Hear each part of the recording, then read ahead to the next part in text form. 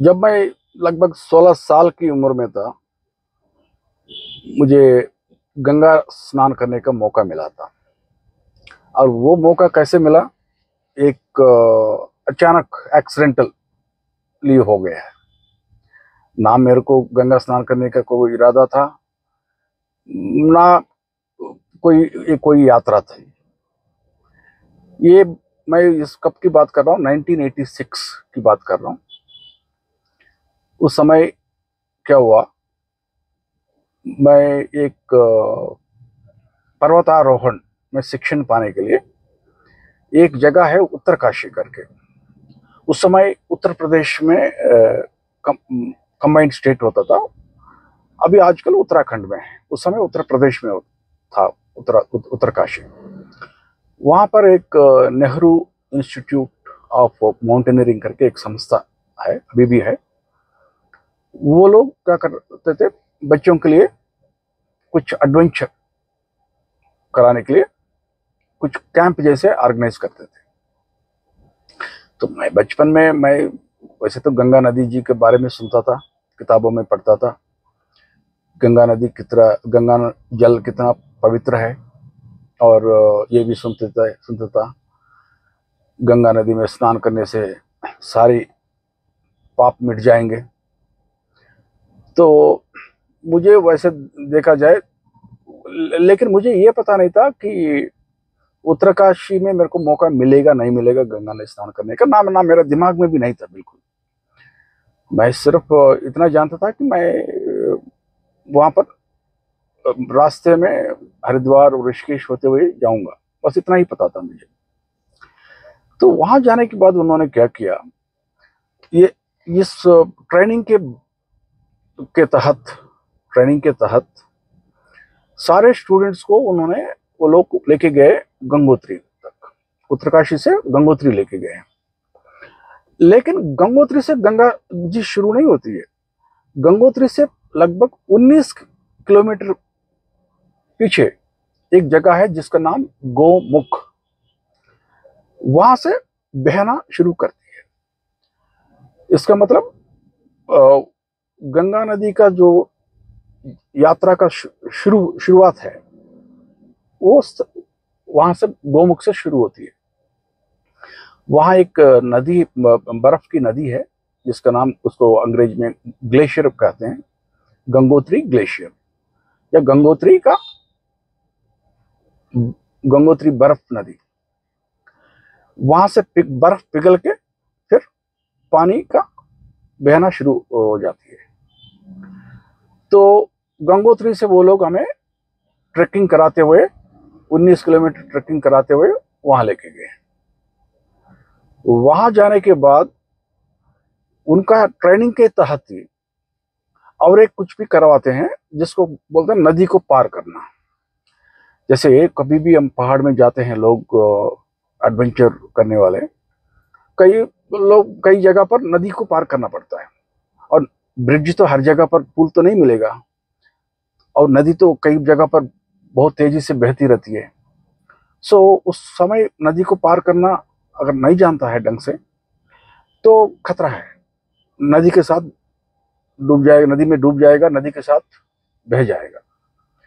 इसलिए वो लोग क्या करते हैं, हर एक को वहां पर, जो भी बच्चे वहां जा रहे हैं, उनको एक औपचारिक तरीके से सिखाते हैं बस। तो लेकिन ये सिखाने के लिए वो लोग क्या करते हैं, पहले एक रस्सा बांधते हैं, नदी का दोनों किनारे में रस्सा बांधते हैं, ताकि हम रस्सा को पकड़ के जा सकें। और साथ ही साथ एक इंस्ट्रूमेंट होता है, गोल गोल इंस्ट्रूमेंट, एल्यूमिनियम का या कोई लोहे का बना होता है, जिसको कहते हैं कैराबाइनर। वो कैराबाइनर को किस कमर में बांधते हैं जो भी पार कर रहा है।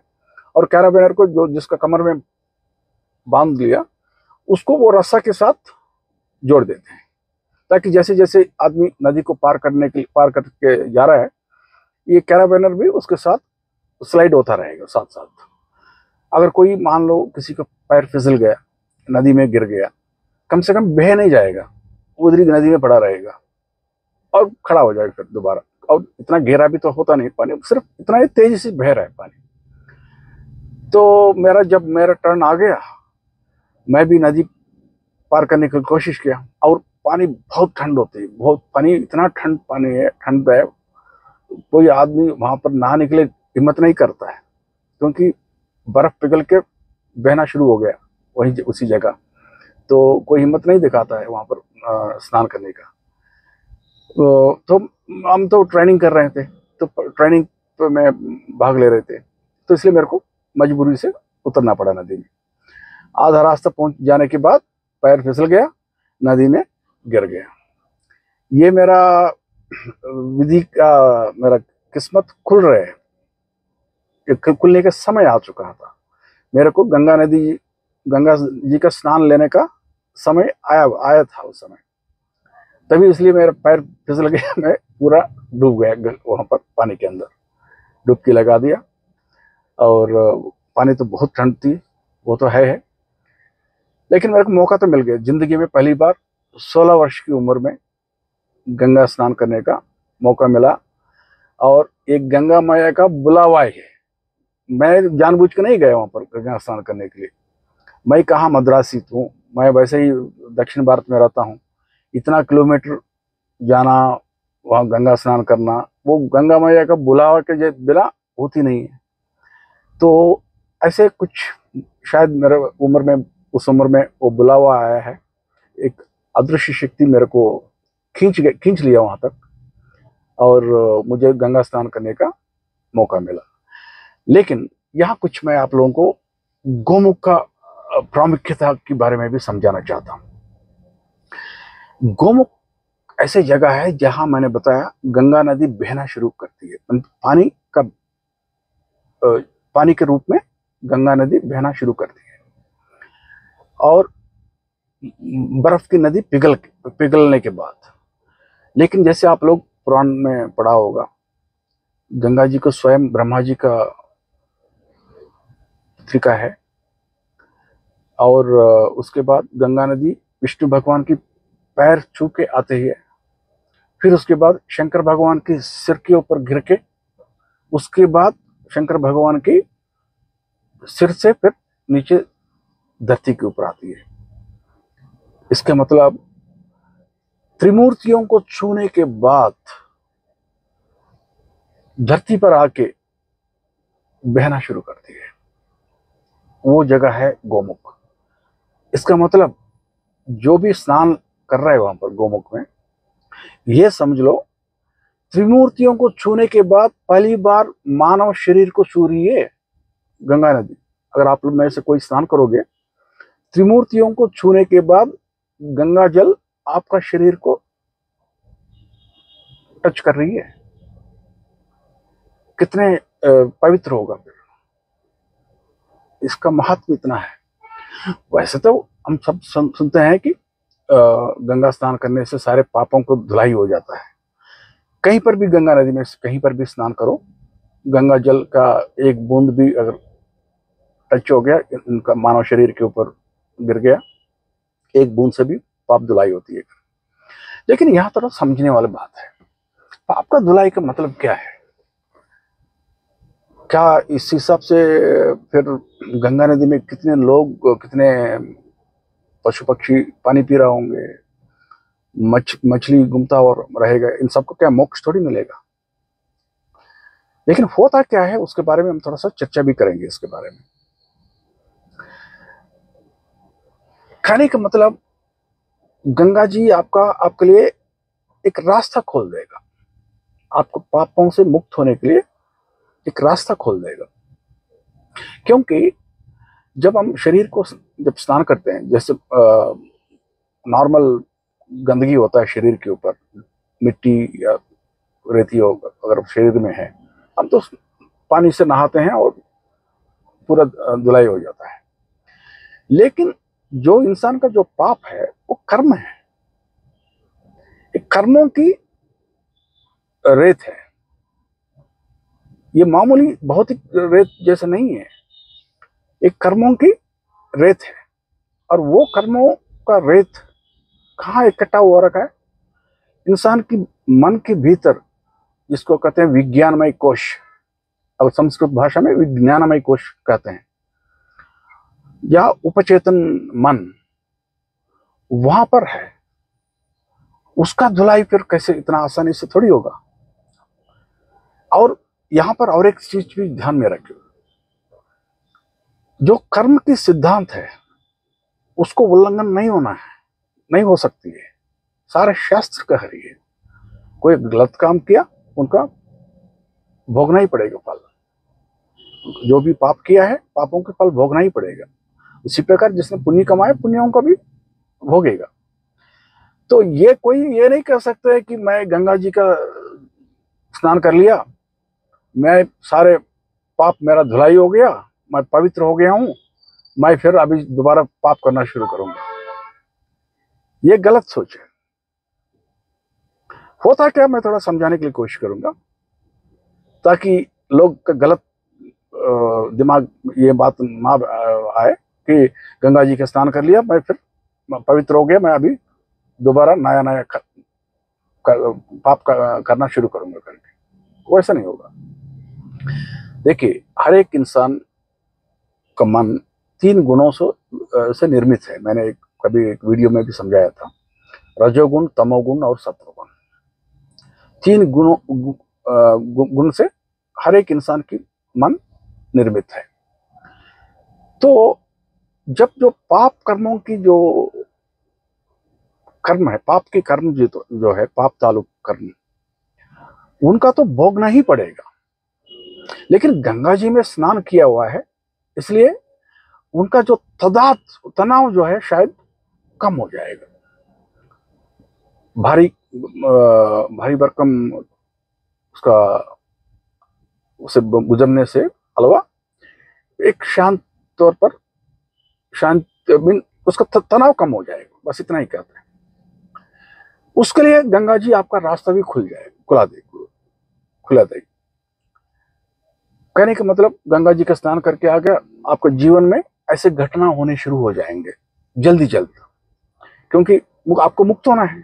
गंगा जी में स्नान करके तो आया हो, पवित्र गंगा जी का स्नान के बाद आपको पापों को धुलाई होना बाकी है और होगी, लेकिन उसके लिए रास्ता खुलेगा। ऐसे ऐसे घटना होने शुरू करेंगे ताकि उसका आप अनुभव भी करोगे, आप अपना पापों की कर्म भी भोगोगे और साथ ही साथ वो मिट भी जाएगा।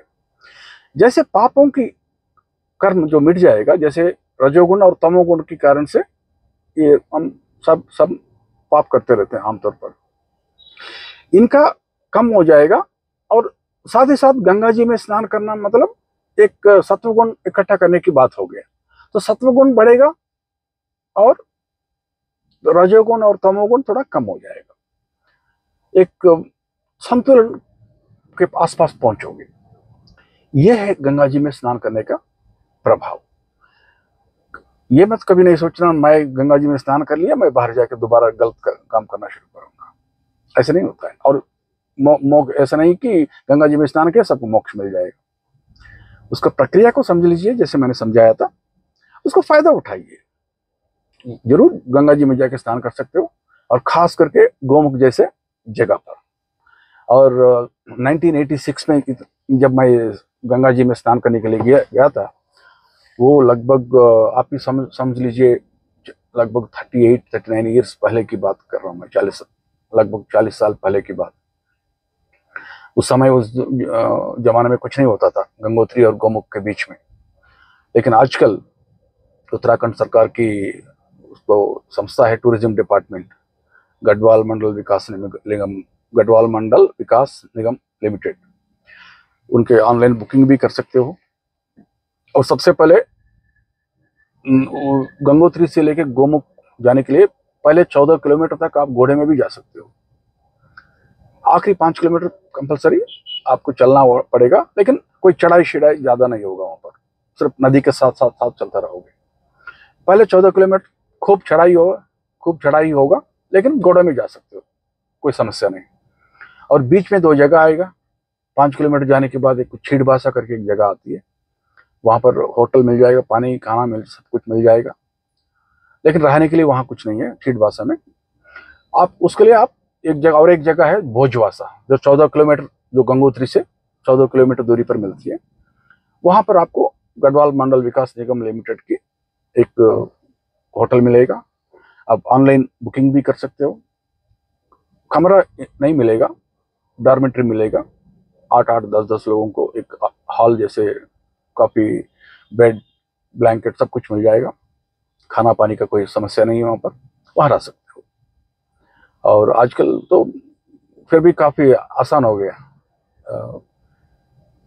तो अगर किसी को गोमुख यात्रा करना चाहते हो, और मैं उम्मीद करता हूँ आप सबको मौका मिल जाए गोमुख यात्रा करने का। वैसे तो गंगा जी का स्नान कहीं पर भी कर सकते हो, लेकिन गोमुख जैसी जगह पर क्या है, जिंदगी में कम से कम एक बार वहाँ जाने से, जैसे मैंने पहले बताया, उस महत्वपूर्ण क्या है, गंगा गोमुख का महत्वपूर्ण क्या है, उसका फायदा उठा सकते हो। मैं उम्मीद करता हूँ